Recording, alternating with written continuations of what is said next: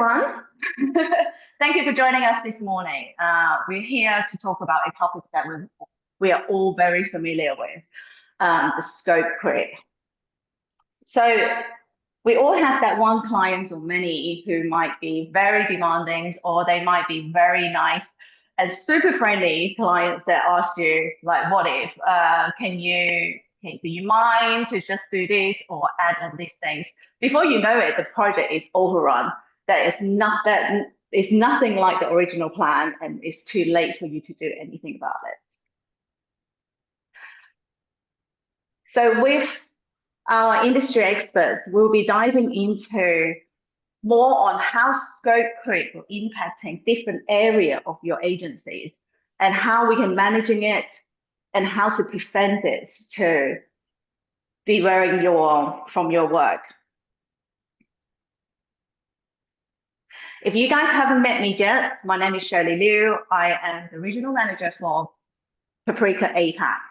And Paprika is an all-in-one job costing and resource planning solutions that's specially designed for agency world. Before joining Paprika, I spent nearly 2 decades working as a financial controller in various different agencies.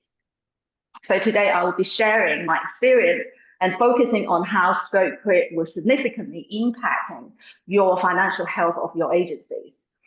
So with me today, we have Graeme, the founder and CEO of Blutui, a digital platform helps agencies to streamline their productivities. Graeme has over 30 years experience in creative and advertising industry, who'll be sharing his experience in productions perspective. Graeme. Thanks, Shirley. Yes, I'm Graeme Blake. I'm the CEO of Blutui. I've owned and managed indie agencies and studios for close to 30 years, if not over 30 years.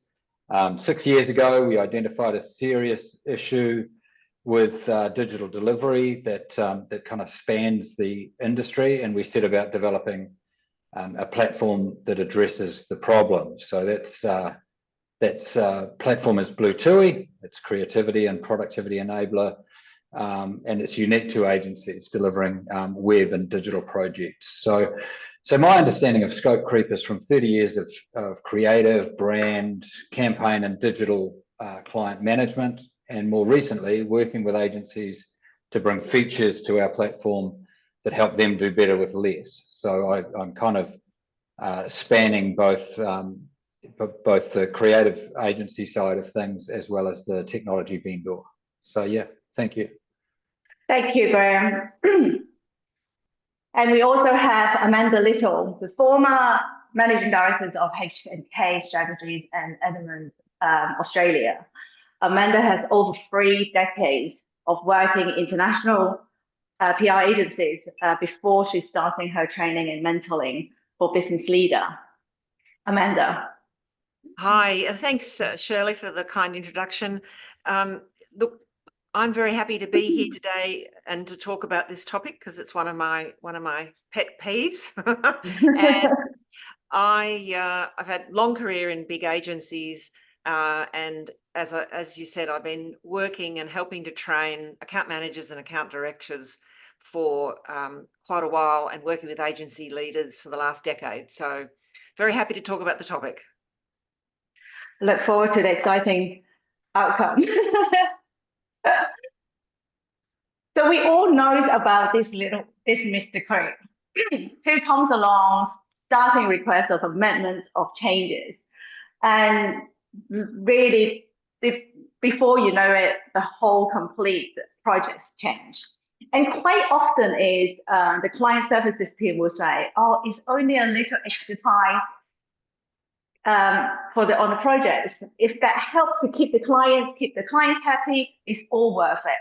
What they don't know is how does that actually impacting the agencies? Amanda, how often do you see that coming from your account services team? Well, quite a lot. And look, in my experience, there's no perfect client. There's always, well, most often there's a little bit of over-servicing.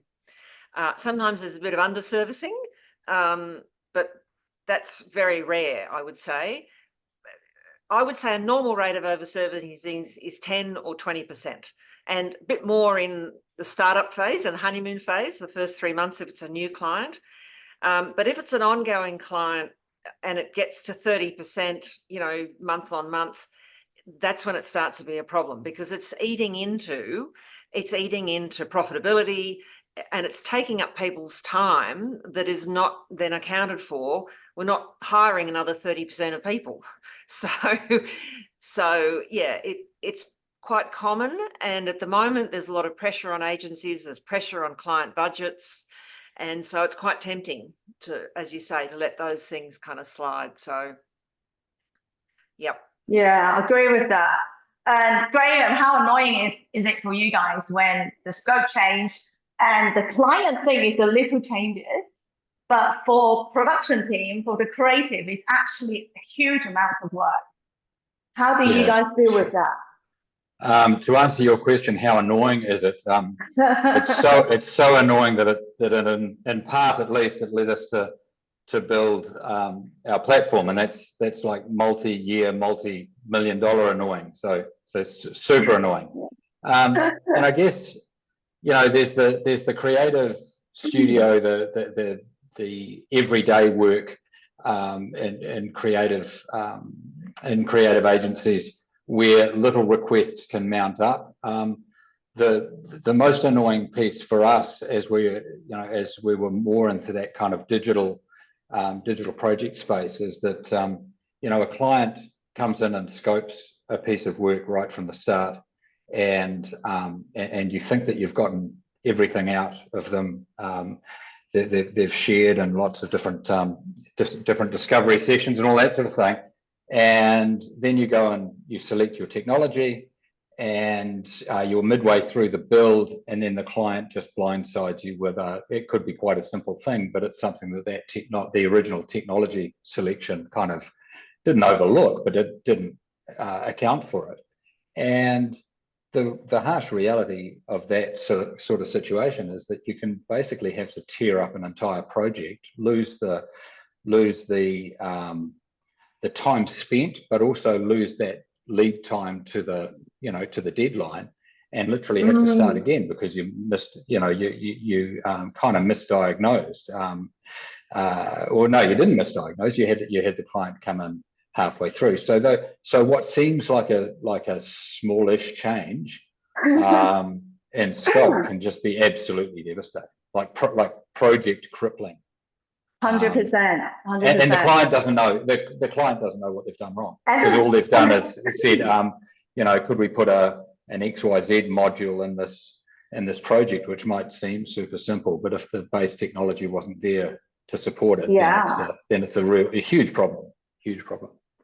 And it's not in client's radar to want to understand how difficult it is. They just want the product. That's right. I mean, you only know the questions you know, right? So yeah. Exactly. And often, in hours-driven agencies, often it's the creep you can't see. That it literally kind of comes up on you, and that's where it's unconscious. If we know we're going to overservice and we want to overservice for various reasons, that's fine, and that's the choice of the agency. But if we don't choose it, and all of a sudden we find, and the bigger the client, the bigger the problem, because 30% or 40% of a big client is a lot of money, and it's a lot of time, and the damage it does to staff too, because they've got to find the extra time, and sometimes the clients that are not creeping the scope are also paying because they're getting slightly less, because the time's got to come from somewhere. Well, exactly. The work overload, right, and causing unhappy staff, and then the talents will leave, and causing a whole cycle.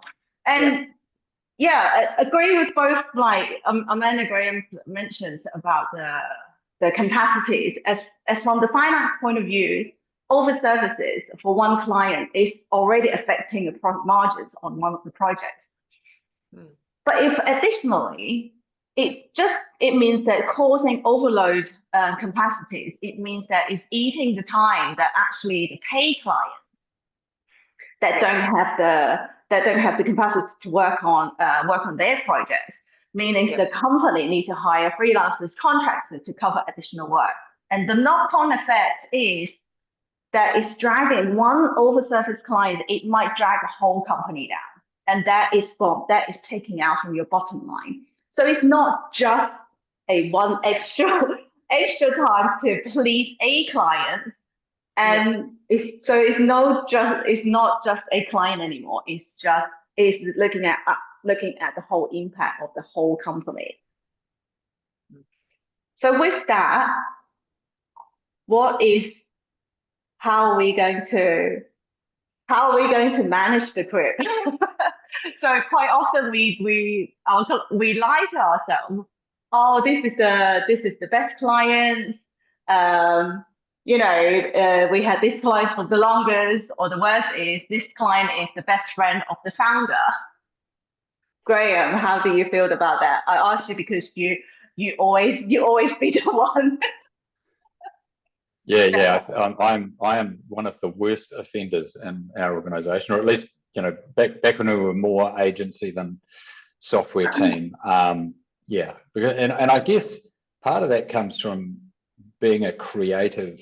So I'm a designer by trade or profession, and I've sort of worked my way through to creative director, and then owning businesses and all that sort of thing. And so as a creative, I sort of feel like admin is a scourge on society kind of thing. That's kind of my, that's just the way you're built. You're not looking for the next timesheet to fill in, and you're not looking for any more paperwork or looking at budgets if you don't have to. So especially when you own the business, you're talking to other business owners, and you want to secure their work, and you want to be friends with them, and that sort of thing. So you kind of you just get drawn into these kind of discussions where you end up negotiating your way into giving a whole lot of stuff away for nothing, and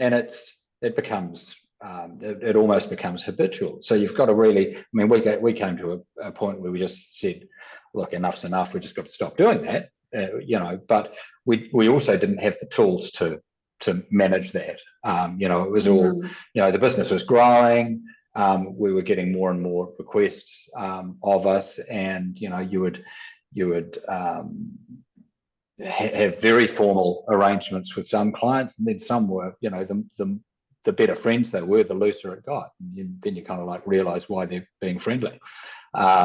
So not the best negotiators in the world sometimes, creatives. And if there are a lot of creatives on this call, you'll know what I'm talking about. But it becomes quite a personal relationship. And then what happens is you kind of, as the business owner, you start looking and expecting more from, I'm ashamed to say it, but you're expecting more from your team. You've got sales and key account managers out there, and you're kind of expecting a higher standard than you're setting of them than you're setting yourself. So, in my own business, we needed to really sort of shake things up, and so like from the top down, it was, bringing these kinds of conversations that were often happening, at night in cocktail bars. Often, that where you're taking clients out to talk about their next big project, and you end up giving half of it away, kind of thing. So we just basically drew a line under it and said, right, this doesn't happen. If it does happen, you've got to be upfront and talk about it, and basically go back to the client and recount the conversation, and start putting some parameters in there. But it's tough, you want to be friends in business, but you can't just keep gifting stuff. Yeah. You can't gifting your time, and it feels like you're gifting your own time. In actual fact, you're crippling your own studio, and that doesn't do a lot for staff morale. It doesn't do a lot for the bottom line. CFO hates you. Yeah, all of the above. See, that's the thing. The scope creep is a big thing for agencies, because we are not like consultants or solicitor or accounting firm, that client expects you to, as soon as you pick up the phone to a solicitor, they will bill you 50 bucks already. In the creative world, we just don't have that. Amanda, how do you deal with this, and how do you think that we, in your point of view? I'm not sure I agree with you on that one, Shirley. I think that we certainly don't want to be like lawyers where, you know, every single but we can be much more disciplined in how we scope work and talk to the client. I mean, I spend a lot of time these days helping, you know, account managers learning how to talk about the budget and having the confidence to talk about the budget, and also having the confidence to tell their director that all is not well in the land of that particular client. I think you've got to be careful with the team to make sure they're not frightened to write down the time or record the time, they're not getting into trouble. Otherwise, they just won't tell you. They'll just kind of do the extra work and you will never know, you know. So, yeah, so if you want to, you know, manage the scope creep, first is to get on top of the budget. Is the budget fit for purpose? Or did we happen to promise a few things in the new business process that are still in there that it was never going to be fit for purpose? So that's the first thing. Second thing is organising. Are we organised around that budget? I've worked with a lot of teams, and if they're disorganised and they don't know what they're doing and they're running around trying to please the client and they're not communicating well with themselves or with the client, they're going to go over budget simply because they're not looking at it, simply because they're not planning and they're not kind of focused on it. You know, I think sometimes people think that the budget is this thing that's, you know, stone tablets that are put at the top of the mountain and it never gets looked at again and it never gets talked, you know, about to the client. Okay, so that's the first thing, is can we reduce the scope creep ourselves gradually? Now, and I say gradually because if you suddenly stop giving them all the extra time they've been used to getting, they're going to fire you. So unless that's the plan, don't do it. If you can get better organised and get more efficient, and look, one thing is the right person doing the right task? If you've got an account director doing something that really an account exec should do, you're going to blow the budget. Now, there might be a reason for that we haven't, you know, factored in, but that's sometimes what happens. You know, we might be short-staffed, we mightn't have anticipated the staffing that we need. The next thing is talk to the client. Start talking to the client about the budget. Now, if things have changed, like the budget has changed or the strategy has changed or something in the market for the client has changed, that means the program's got to change. So one of the best ways to get on top of it, if it's sort of started to, you know, get out of your control, is to have a review. And this is where you want to talk about what are the activities that are really moving the needle for the client? What are the things that are really working? And are there things we can stop doing? Because often we're sort of just blindly doing the list of activities the clients asked us for without any kind of, you know, what's the relative weighting of those things? Yeah. And also, you know, we don't want teams to be saying no to clients. I hate that. I hate it when I hear, oh, we're going to push back on the client. No, because guess what? They don't like that. You know, so rather than saying, well, no, we haven't got enough money, to say, well, let's explore the idea. So a kind of a yes, and tell me more about the idea. Because sometimes the client will have an idea and the team will go, well, that's crappy. But there's something behind the idea as to why the client has suggested it. And if you just kind of go, well, no, we can't do that, you might lose the opportunity for an extra project. Or you might lose the opportunity to do something that is better than what you're currently doing. And it makes the client happy. Because the other area is, you know, we know our stuff, but the clients don't know what we're doing. They don't know, they don't understand our area of expertise. And sometimes we can get a bit, you know, we need to be more mindful, I think, of talking to the client about what what their business, how does that fit into helping their business challenge or their business opportunity? Yeah, absolutely. I think having a clear SOW to the scope of works that you identify what you're going to deliver for that particular pricing, and having all the staff understand when they should be referring back to the account directors to negotiate back with the clients, that is very important. And in financial perspective, the industry standard in average profit margin will be typically around 15 to 25%, depending on the sizes of your agencies, or of course the geographic locations that you're in. But set that as your KPI for your project lead to keep track on your clients or keep track your project, have a regular reviews. If you don't know your charge out rate or your cost rate, how you set your margins with each particular client, maybe you have a different discounted rate for one particular client that you're very favorable with. Check with your finance team, check with them how do they come out with these margins, and then make sure that that reflects it back to your account lead to have that KPI calculated. And if you do have a retainer, be transparent, keep track of the time spent, and make sure that you have a regular reviews on time staff utilizations, and they're not overworked because they're over services, or they're not underworked because they're working on a investment piece. When Amanda said there's not always a bad scope creep, there might be a good one. Sometimes, the agency chooses, if they're independent. Sometimes if you're a network global agency, you don't have that choice. But sometimes you will choose to do extra work, but you put it down as investment. You're not going to bill it to them. And you can say to the client, we're going to invest this extra as a one-off because we want to show you blah, blah, blah. But as long as you're doing it, and also cost out, it's a good idea to do an estimate for new business. You don't want to spend $20,000 winning a $20,000 in new business time, winning a $20,000 project that you then you overservice by another 20,000. You may as well just write them a check and away. So, but when people are, if the agency is sort of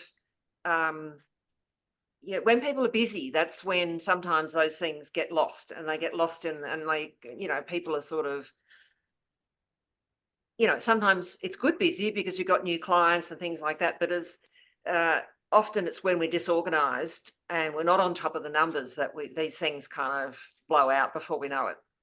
Exactly. Have regular reviews on your project management way, that either you do it on Excel or doing it on any solutions software that you guys have, but make sure that you have that regular reviews on the deliverable, the time spent, how much you quote, can you actually quote more? If you can't charge the client more, can you reduce the deliverable either internally that work more efficiently, like what Graeme said, introduce a digital platform or something that you can monitor the productivities to be more speed up and streamline their work.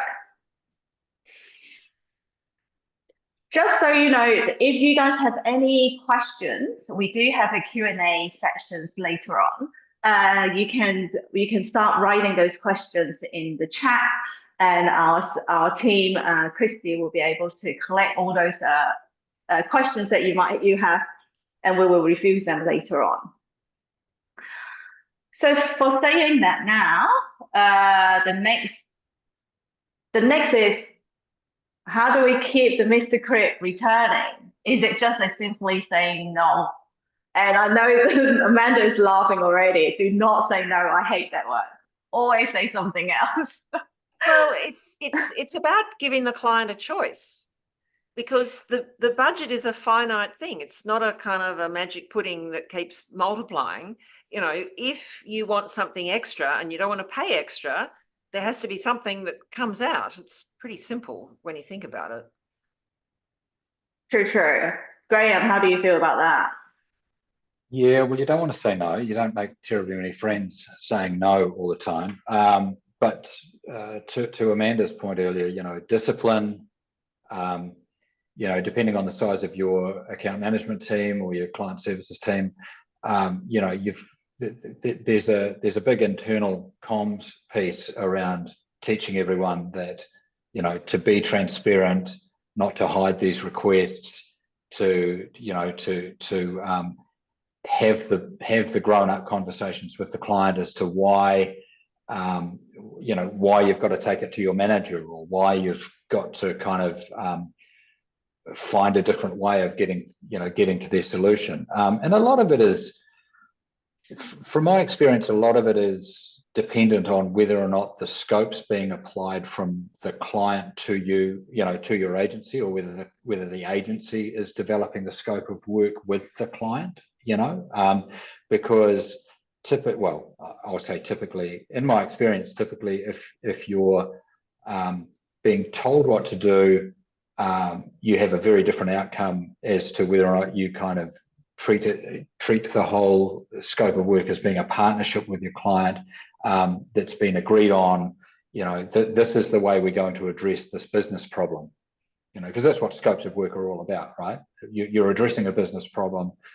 You're bringing your ingenuity, your creativity, your technology, and your talent to bear on a business problem, and the scope of work should match that problem. It should address that problem. There should be a very fair value transaction at the end of it, and you move on accordingly. But if you're kind of just a service provider, at the lowest common denominator kind of thing, like essentially your client is just coming up with a brief, they're telling you how to do it, and you're doing it. It's kind of like, well,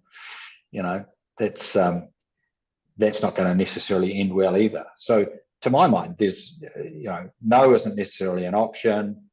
How, as an agency, you engage with your clients to get to what the scope is in the first place, that's important.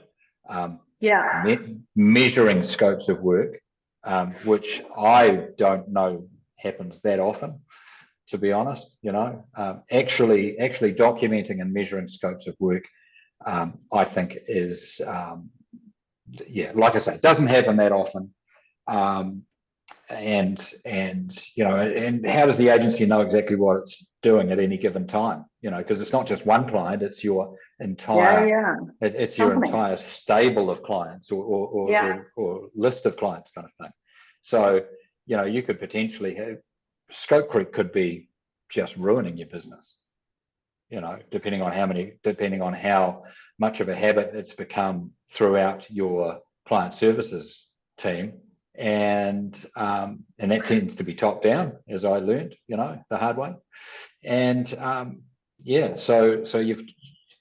how do you keep it from returning? Discipline, grabbing the best available technology to be, to enable your client service people and your entire studio, because as Amanda pointed out on another session, sometimes the client finds their way into your studio by indirect means, kind of thing, and they'll go straight to your developer or straight to your creators and ask them, and they can be quite cunning, the old clients. So you just got to really treat it as an actual financial threat in your business. Treat it seriously. I think there's a lot of room to tighten up terms and conditions and scopes of work. I employed recently a landscape gardener, and he itemized everything that he did, and the budget still went over by 30% because we added things in. But every time he added something in, he gave me a contract variation, and I had to sign it. And we don't do that. But other people manage to do that. They kind of say, well, a builder doesn't build if you don't want a staircase, and you can't get up to the first floor, the builder doesn't say, oh, I'll just build it for nothing. So part of it's a mindset around what are the parameters, you know, that we're working with. And we want to make a fair profit. We're not running a charity. Well, even a charity needs to be able to sustain itself. So I think there's also a view about value.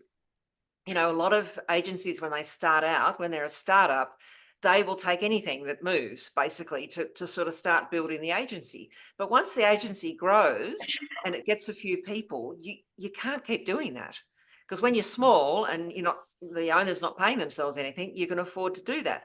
Whereas once you get, sort of 6+ people, you have to start getting some financial kind of controls in place. Otherwise, you won't know what you're doing.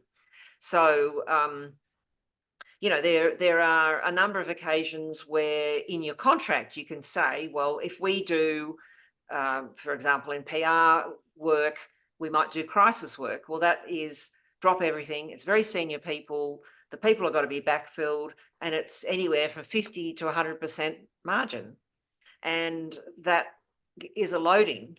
So, and if the client doesn't, that gets triggered when you're doing that kind of emergency work. A lot of agencies will charge rush fees. If you want something overnight, you will pay extra for that. You pay a loading.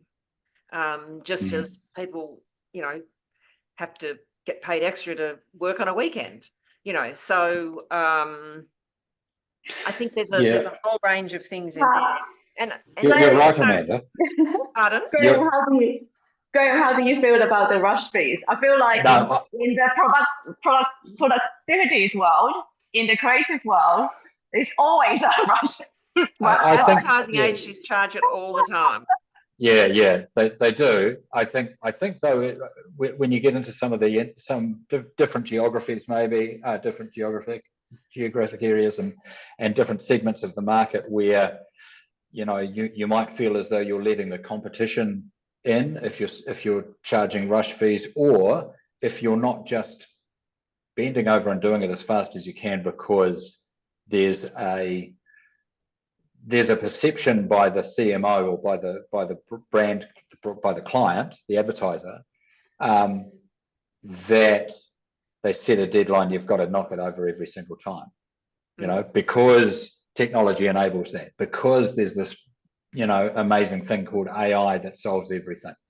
So that whole conversation, I think, is changing a little bit. Where the CMO has heard someone say at the golf club that AI will solve, you can spin up a website in 3 minutes, and he saw someone do it online right in front of his eyes. And therefore that places a value in his head about how, and it's not just websites, it's logos, it's any, Mid-Journey, you can create a piece of artwork in probably less than 2 minutes, including the time to prompt it. It's not to say that that's reality. It's not to say that that's, there's a practical implementation of those things now, or there may never be, or, some people will be able to, work them really well. But in the CMO's mind, the perception is that the value or the deliverables that a creative agency brings are becoming super fast. There's that old adage, shit delivered at the speed of light is still shit. I mean, there's that, but the CMO is the person authorizing the check at the end of the month. So you've got to listen to them, and you've got to literally educate them that to do a great job, to do a considered piece of work that's going to move the needle on the business issue that they've identified, that you're going in there to solve, because that's really what we do. We solve business problems. You go to an art gallery for art, you come to an ad agency to solve real world business problems, and I think that's much overlooked. I think the creative sector gets pigeonholed in the art and the value that different people place on those creative outputs, rather than solving an actual business problem. I think it's up to us in agencies to talk about the value, to explain the value of the work, because and also to really understand what the client wants in terms of value, because value is subjective. You know, when I was a young, account manager years ago, we had to make a slide presentation. We had to go and visit the client once a month, and we had to stand up and talk about the results. And, you know, you made sure you had some results if you had to do that. You know, these days we flick an email over and we don't say, this is really great because. We're not articulating sometimes why the result is good, or how it's achieving or taking advantage of an opportunity or helping the client, because sometimes there's a kind of an intangible value that we understand, but we're not necessarily sharing it with the client. So, you know, it's all about value. And I think at the end of the day, there's going to be some clients that will push. Well, there's a lot of clients that appreciate the value, otherwise they wouldn't use the agency. But there are some clients that push hard on the value. And I think it's then up to the agency to say, is this work we want to do? You know, does this fit our... Exactly. If you're looking at otherwise you're doing work you're losing money on, you're writing them a check, and you kind of, and it doesn't work. It doesn't work for the team. You know, often the team are kind of going, well, this is a waste of time. So. Exactly. As you said, if the project is only 20,000 and you've already spent 20,000 pitching it, as well as doing the service, it's no point. You might as well write them a check. So how I feel is like, as the finance person, we always like the data. Look at the data. Look at the history data. We are losing money on this particular client. So understanding your position with this client, look at the historical data. And if this client is constantly running out over services and making a loss, or causing the capacities for additional freelancers and contractors, is it worth still keeping this client? And I mean, sometimes you can turn the tables. Sometimes you can say, okay, look, we don't want to keep doing this, but if we did something bigger and different and better with a different strategy, you would get 100%. better results. So 100%. So you know, it's kind of, it's like saying no to, you know, if you've got a procurement team that's cutting the budget unrealistically to something that is a waste of time, you know, sometimes saying no can be very powerful to say, well, look, that's not exactly the kind of thing we do. That is one of the, you know, because a lot of agencies kind of, I think they don't really articulate the value they bring. And they've got a strong track record. I mean, the agency, you know, might be around for 10 years plus. They've got the runs on the boards. It's sharing those in the credentials process to make sure that, you know, you're getting the kind of work that the agency is set up to do. Exactly. So this is one of the things that we... And she said to me, oh, we've got this client. It's a client we've always wanted to work with. And the budget, you know, they had a reasonable budget for it, a retainer. And then the client came back and said, oh, my internal client wants only to spend 50%. And my agency client said to me, what should I do? And I said, well, I think you've got to say no. Anyway, said no. And the head client said, I didn't think you would do it at that price. But look, I've got some other work that I'll give you in the future that's, you know what I mean? Like saying no actually was really powerful because they stood their ground, because it wasn't the kind of work they wanted to do. They weren't getting paid fairly. So that's what I mean about standing your ground, holding your value. Yeah, and sometimes, quite often, is a lot of the agencies feel, oh, I hate dealing with this procurement team. Procurement is a pain. They always just try to cut you off. But in return, if you have those data and you have those, as you said, stand your point, the arguments, the evidence that you can show the procurement, look, with this discounted rate card, doing this deliverable, it just doesn't work. And we're not a charity, we're not a bank. We can't do this. So by saying that, no, but without those data, without those evidence, there is no argument point. Mm. Yeah, and it's also understanding the value of the scope of work in the marketplace. You know, you as an agency are often a bit of an island.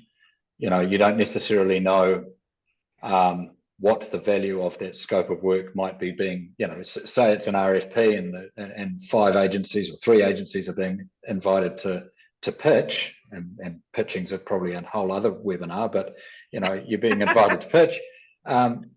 You know, there can be an absolute chasm between the 3 submissions, and part of it must come down to either an agency's lowballing, or they completely misunderstood the brief, that they're giving a scope of work that they're agreeing to a scope of work that you know, that doesn't come close to actually addressing the business issue at hand, the business problem at hand, you know.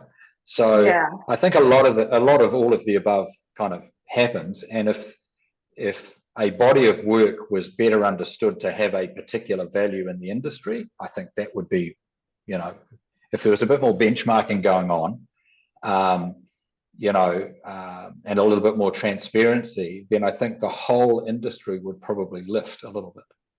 Yeah. Yeah. And Graeme, have you ever been able to get a client that was over scope to pay extra after the fact? It's a hard decision, but when you've kind of ultimately got your hand on the on-off switch, not that you'd ever use it, but you know what I mean. You know, if people have gone over, I mean, in reality, we have absorbed so much time over our time in business. I'm an authority on giving time away, but at the same time, yes, we have. Yeah. It's just a hard decision, a very hard discussion. And I think sometimes we're not able to claw back some of that work because we haven't put in contingencies, and we haven't quantified properly exactly how many, you know, activities we're going to do. We haven't said we're going to do 3. I mean, and you don't have to say we're going to do 5 of these. You can say 3 to 5, or because it's going to go up and down in the month, or, you know, month to month. But as much as possible, you know, quantifying what it is we're going to do, and having some contingencies. You know, if somebody says we want you to organise an event for 50 people and suddenly it's 100 people, well, that changes the budget. You know what I mean? So it's just being, you know, having the team empowered to be on top of that. Yeah. It does seem like just about every other industry does it better than we do. You know what I mean? So with that, I think maybe we can start with some Q&A, and I noticed that Christy has some questions that she wants to ask. So Christy, do you want to fire ahead? Sure. Hi, everyone. I've got a question. It is actually inspired by Amanda's very actionable tool that she mentioned during the session, which is instead of saying no, you say yes and tell me more about it. Maybe Graeme and Amanda, can you each think of an example in your experience about saying yes and tell me more instead of a no? It can be from your past life or your current life, but that was very interesting. Yeah. So yes and is a consulting technique really for saying, client says we want to do X, Y, Z, and you're not saying yes and you're not saying no. You're exploring the idea. Okay, so you're saying, and when would you want to do this, and how big would it be, and tell me more about it, and what would you see, you know? So you're letting the client tell you what they want or what their idea is, and you're kind of looking at how they see that working and why. Because sometimes the client will ask for something, but the reason they want it is kind of underneath. And so it's good to Totally. understand what their motive, you know, why do they want that big expensive event, for example? What is it they're going to get out of that? And could they get that in another way? And then if they're really stuck on the idea, it's really about, well, did you see that? I mean, it's a very simple thing to say. Did you see this as being part of the budget? In which case we would have to, you know, stop some other activities, or did you see it as a project? You know, we can nurture the idea. It doesn't have to, you know, I've pitched big ideas to clients, and sometimes it's taken a year or 18 months to get the money to do it. You know what I mean? So it doesn't have to be straight away, but the idea is to kind of talk it through. Graeme, are you nodding? Build that relationship. Yeah, I am nodding, and it's sort of, to me, it sits squarely, it parks itself squarely at the yes and is kind of like part and parcel of the whole. Well, who is not commanding, who's steering this scope of work? You know, is it has only the client got their hand on the tiller kind of thing, or is this a partnership? Because if it's a client saying, I want to do this, and can you do it, regardless of whether it's just scope creep or whether it's just an idea that's been generated by the client, and you can see your experience tells you that idea has got a very low likelihood of succeeding in the marketplace, but you take those opportunities, to Amanda's point, you take those opportunities as a selling opportunity. So you say yes, as in yes, I'll keep listening, and yes, I'll take a brief, but I'm going to, you know, or I'm going to come back, I'm going to take this to the studio and come back to you with some recommendations. And one of the recommendations might be replaying the client's idea. Another recommendation or two would be what your team, how your team would approach that project. And you know, we've used that technique a number of times, and you know, it can be quite surprising what projects come out of it. It's just a case of, you know, CMOs' egos sometimes getting in there, and they've had an idea at 2 o'clock in the morning and they can't let it go. So they want the agency to execute the idea come hell or high water, whether it's a great idea or whether it's, you know, a fizzer. Yeah. And I think you've got to think about the budget as a suitcase. You know, you're packing to go on an overseas trip, you've got one suitcase, and it's, you know, in my case, it's like 30 kilos usually. But if you're smart and you're going, you know, and you know you're going to do shopping, also in my case, you leave a bit of room in the suitcase. You don't stuff it full, because inevitably, well, I don't know about you, Graeme and Shirley, but I always buy some shoes. So either I've got to throw out some shoes, i.e. activities get dumped, or I've got to buy another suitcase. So, but Amanda, every CMO got a bit of thinks flexibility, you know. But Amanda, every CMO thinks that you've got an expanding suitcase, an ever expandable suitcase. Yeah. Well, the other solution is to get metaphor. paid more in the beginning. Yeah. No, there's a limit. There's a limit to every budget. Exactly. Right. Recently, I went on to this conference, and one of the agencies said in the group, said, I never go onto a free pitch campaign. So they always charge for pitches. And I think everyone, Graeme, you were there in the same conference, and everyone just shocked. It's like, how do you go about this? And she's just like, a big explanation is they're specializing in one sector, and they're very good at that sector. And if they're going to spend all this time to do this pitch, they are wasting time. They're wasting their capacities for those paid clients. And if we are going to do it for free, then all this time and deliverable is not going to be as valuable as what the clients wanted. And they want to spend good valuable time to produce this first concept to do the pitch, and they believe that they should get paid for it. And I think that is really good to stand, as you said, to stand by that. And that's a great example of the parameters of how they want to work with clients. Yeah, exactly. Yeah. Exactly. Yeah. You've got to have, usually you've got to have a strong niche to be able to do that. Yeah.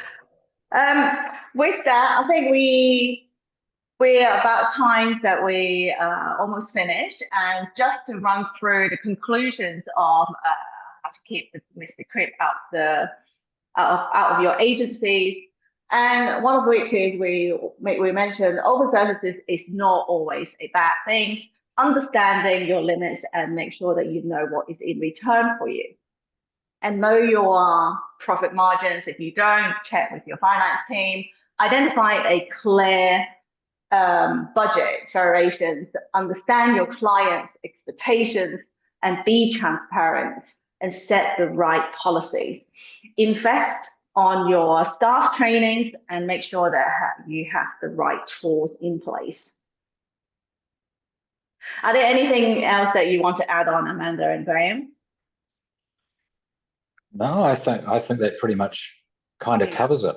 I really think that, you know, yes, you need the right tools, but ultimately it's being able to have those conversations, having the policies within your business, and its transparency, so that you know, he comes in under darkness, kind of thing.